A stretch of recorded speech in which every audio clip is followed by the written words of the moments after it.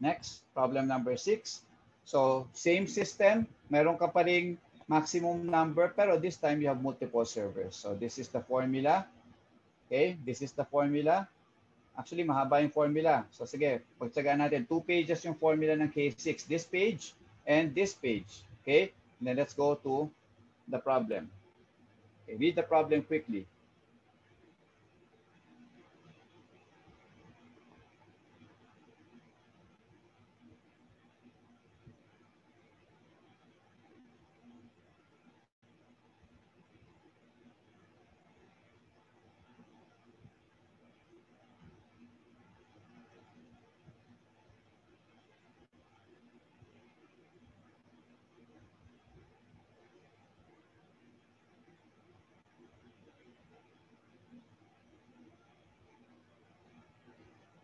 Okay? So, consider a barbershop with 3 barbers and 2. Kailangan nyo basahin mabuti. Remember, pagdating sa test, wala to. Okay? Wala to. Pagdating sa test. Problem lang makikita nyo. Okay? So, barbershop with 3 barbers and 2 additional chairs for waiting customers. Okay? Tapos, makikita nyo rito, may statement that arriving customers who find the barbershop busy and 2 customers waiting will leave immediately. So does that give you a clue already that there is a maximum in the system? Yes, sir. 5. Okay? So may clue ka na kasi aalis sila eh. At yung maximum mo is equal to 5. 5. Okay? So may M ka, equal to 5. And then, sabi dito, you have C equal to, ano yung number of servers mo? 3, sir. 3. Okay? So C is equal to 3. And then, sabi rito, customers arrive randomly at an average rate of 8 per hour. So, arrival is 8 per hour. And then, again, average of 15 minutes yung service mo. So, it's service time. Okay? Minutes kasi. So, service time yan. So, that's 1 over mu. Dami nagkakamali dito, class, ha? Hindi ma-distinguish yung rate at saka yung service time. Basta pag service time, minutes, hours, days, 1 over mu. Pagka rate, it's number of customers per day or per time unit. Okay? So 1 over mu, again, is 15 minutes. So just like what we did earlier, mu is equal to 1 over 15 minutes. And you just do your conversion, no? Times 60 minutes per hour. Okay? So mu is equal to, this will cancel, 60 over 15 is 4 per hour. Okay? So you have your lambda, you have your mu, you have your m, you have your c. So you've written down all the given information already and might as well compute rho. Lagi niyong kinocompute na yung rho. That's 8 lambda over mu, 8 over 4. That is equal to 2. Okay? So you have rho also. And because you know that there's a maximum, okay, and you have multiple servers, then tsaka nyo palang malalaman, case 6 yan. Kasi puson arrival, assume puson arrival. Wala namang sinabi sa problem na puson, pero that's always M, yung first one. Then service rate, ang sabi exponential. So therefore, the service rate is puson. And then I have 3 servers. And then general discipline. Tapos may maximum ako sa system na 5. Tapos infinity. Ibig sabihin, yung mga magpapagupit, yung calling source niyan, infinite. Kahit saan pwede manggaling. Okay?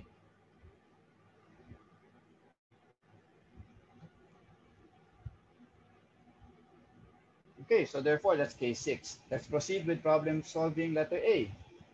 Ano hinahanap sa letter A? So class, nakikita niyo yung pattern ng problem solving natin. Given, then identify the case number, then identify what is required in the problem.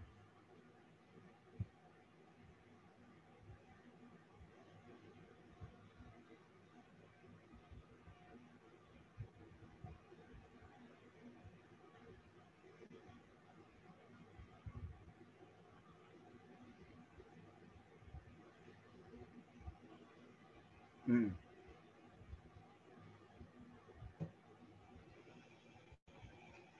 Anong hinahanap sa letter A? What is the mean number of customers waiting at any time?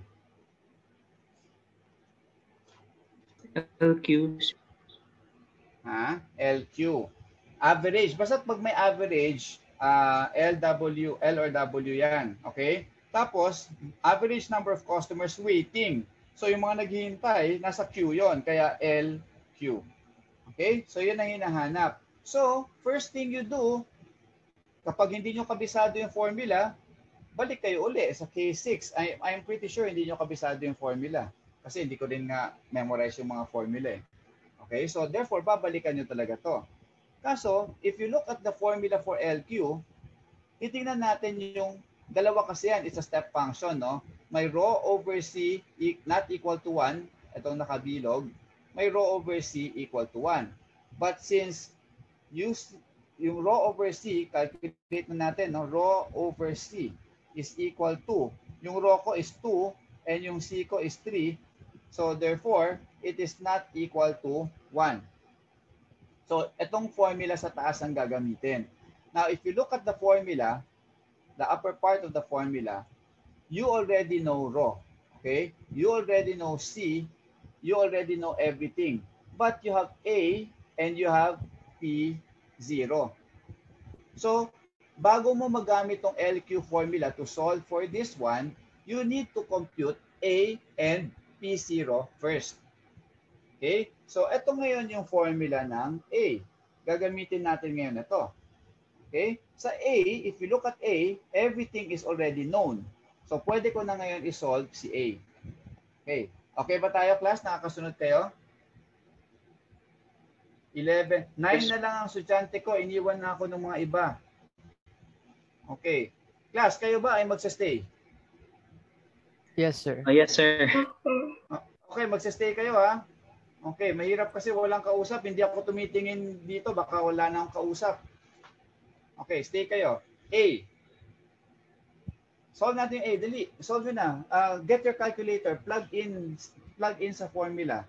I'll write it down para sa recorded lecture, makikita kung ano yung paano sinasubstitute yung A. Okay? So, sige na. Mag-compute na kayo. Just follow that formula.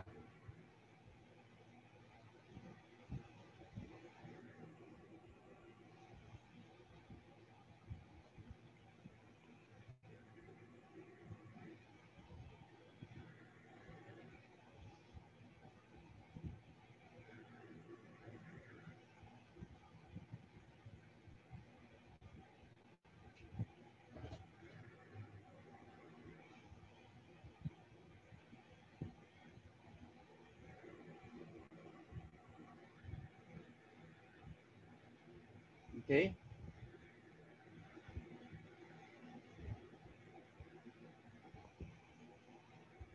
Tama kayo. Okay. A is equal to? Sabihan nyo rin ako. 0.2593. Okay, good. Okay. 2593. Next, kailangan ko yung P0. So, yung P0, dito ko naman makikita. Okay? Ito. Ito yung P0 na formula. Tapos, doon, since step function yan, sa rho over C not equal to 1 tayo. So, itong formula na to. Okay? So, since you have everything you need, sige na, plug in na kayo and then I'll write it down. Okay? So, P0. I'll write down the formula for P0, ha? Take note, ha? Yung P0, inverse yan, ha? May raise to negative 1 yan after you get it, ha?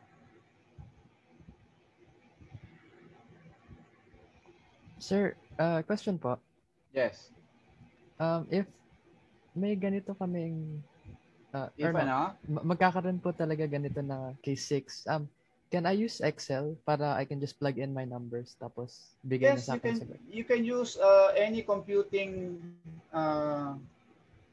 facility. Pwedeng Excel, pwedeng calculator. For example, pwede? Yes. Okay, sir. Pwede. Para... I do not want you to be bogged down by addition, multiplication kasi it's not what I'm testing you naman. Okay, tapos so, may ano pa po for human error.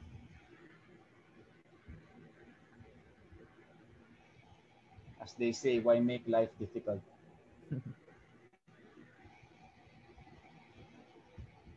Okay? So, two parts kasi yung P0, no? The first part is this part here. Okay, itong part na to, that's the first part. And then the second part is this part over here. Okay? So, separate ko lang. So, plus the second part would be equal to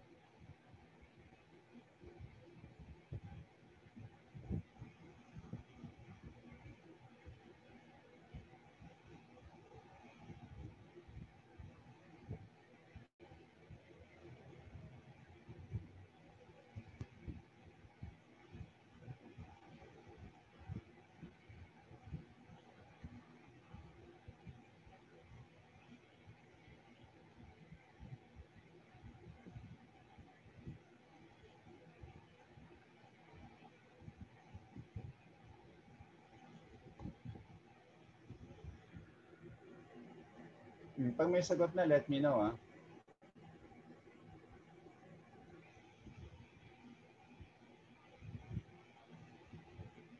Sir, is it 0.1280? Yeah, that's correct.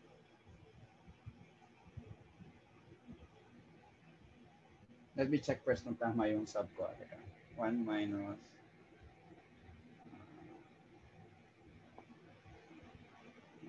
230.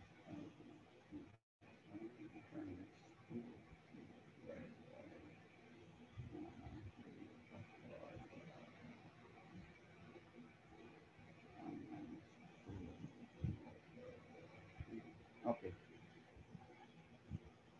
So P0 comes out to be equal to 0.1280. Okay, good. So again, after this lengthy substitution that can be quite confusing, you come up with 0.1280. Now you're in a position to go back to the formula for LQ, okay, which is this one, okay, this one here. So applying the formula for LQ, balik tayo dito.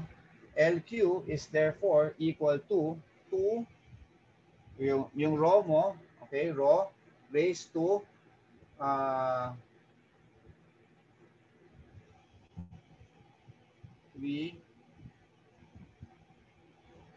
plus 1. Okay. Since you have a MM3, so your C is 3, so 2 raised to 3 plus 1 divided by 3 minus 1 factorial multiplied by 3 minus 2 squared. Okay. Multiplied by, so put this in closed, and then multiply it by A, which is 0.2593. And then multiply it by P0, which is 0.1280. Haba, no?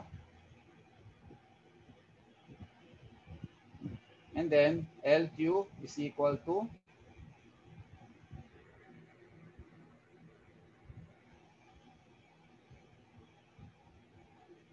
check na lang kung tama.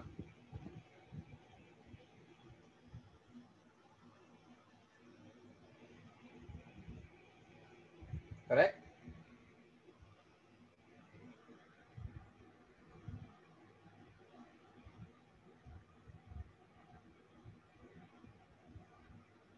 Same answer, sir. Okay. So let's proceed.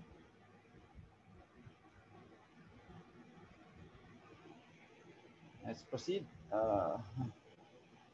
Determine the mean number. Okay, letter B pa lang pala tayo. Abutin tayo 6:30 class. Sorry. What is the mean time a customer spends in the barber shop?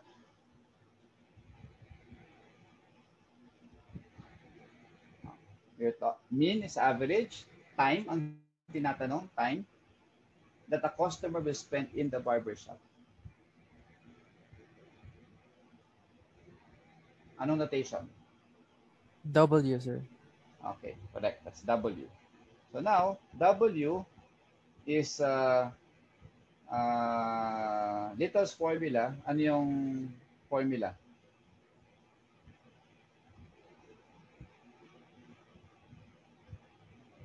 Ano formula na gagamitin natin?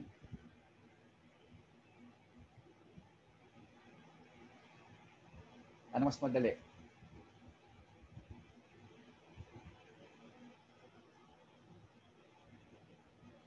Dalawa kasi yan, di ba? W.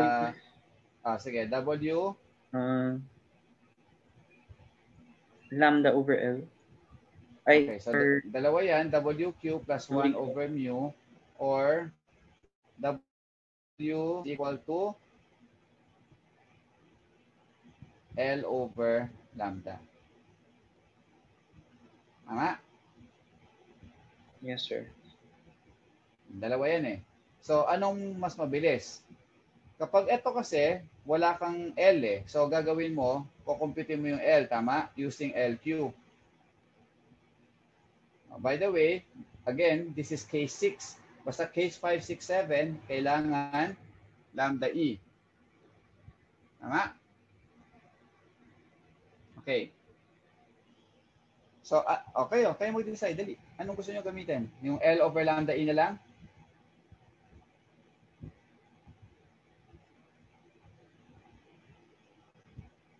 Kasi pag ito, ang gagawin nyo lang is yung WQ is equal to LQ over lambda E plus 1 over mu. Meron na kayo lahat. Di ba? May LQ na tayo. May lambda E na yata tayo sa taas, di ba? Ay, wala pa. Kukomputin pa natin yung lambda E. At any rate, let's compute lambda E. Lambda E is equal to, ano yung lambda natin? 8. 8. Tulungan nyo ko, class, para mabilis tayo. 8 times 1 minus the probability of bulking. Ano yung probability of bulking natin dito? Ano ba yung M natin? Ano ba yung case? Ito. Diba? So, 1 minus PM eh. So, therefore, that's 1 minus P5. Naintindihan niyo ba, class? You are using Little's formula to solve for W. Since we're using Little's formula for a case 6 model, then we need to use lambda E in all of Little's formula. So, since we need to use lambda E, we have to calculate lambda E. And the formula for lambda E is lambda times 1 minus PM. Since M is 5, then we have to compute P5 first. Using this formula. Okay? Itong formula na to. P5. So, since you will see that there's a step function, pag 0 to 3, ito yung gagamitin natin. Pagka 3 less than n less than or equal to 5, ito yung gagamitin natin. So we use this one, okay, to compute for P5. Is that clear? Yes, sir. Okay, so rho is equal to 2/3. Is equal to 2. Okay, so to compute for P5, that's 2 raised to 5 divided by, just follow the formula, then please solve na, 3 raised to 5 minus 3 times 3 factorial.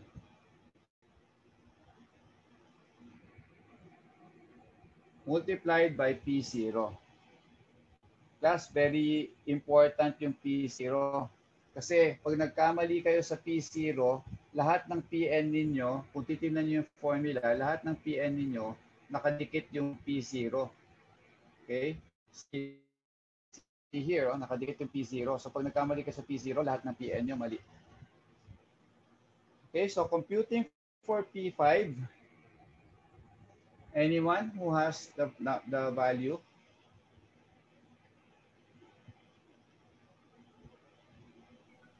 Uh, 0.0759. Okay, 0759. Okay, so we can plug it here. 1 minus 0.0759. So lambda E comes out to be equal to 7.3928.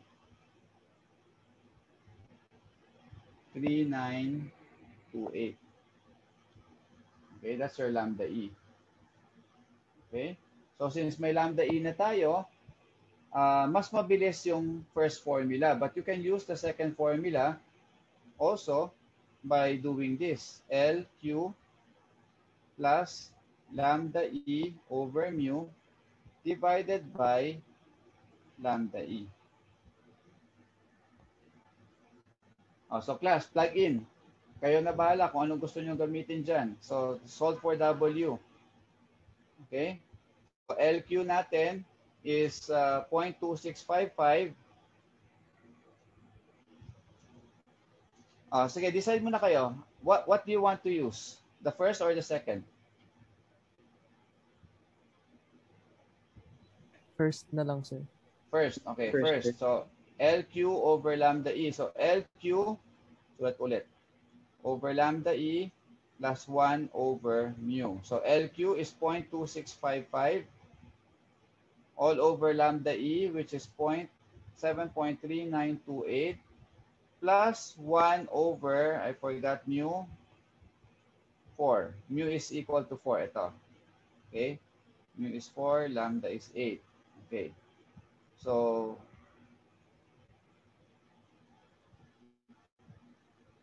what's W? And since it's W, you need to tell me the time unit of measurement.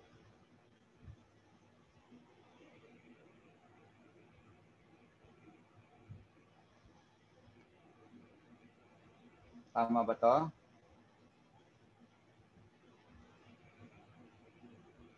Same answer, sir.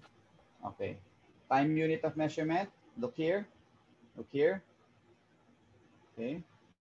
Look at the encircled lambda and mu. So anong time unit of measurement? Hours. Okay. So that's W. Okay? So kita mo, ang haba ng process, di ba? Dalawa pa lang nasa-solve natin, LQ tsaka W. So kapag pinasolve ko sa inyo yung buong steady state, syempre that would take more time. Anyway, letter C and D are easy. Okay, letter C, determine the mean number of customers in the barbershop.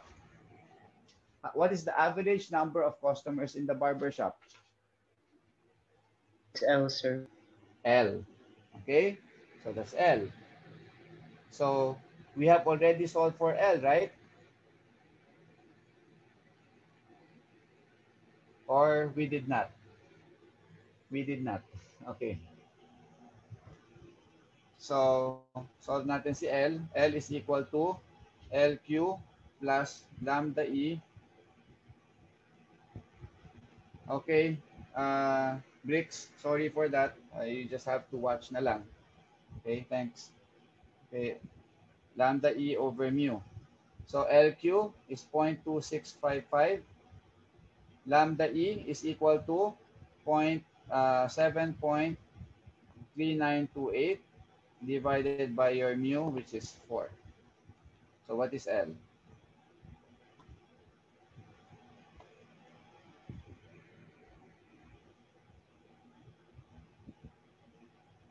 Tama? Same answer po. Okay. Last, letter D. What fraction of the time are the barbers idle? Okay? Ano yung hiningi dyan? Kailan idle lahat ng mga barbers natin? P0. Okay. That's P0, which we already have solved somewhere here. Here. Ito.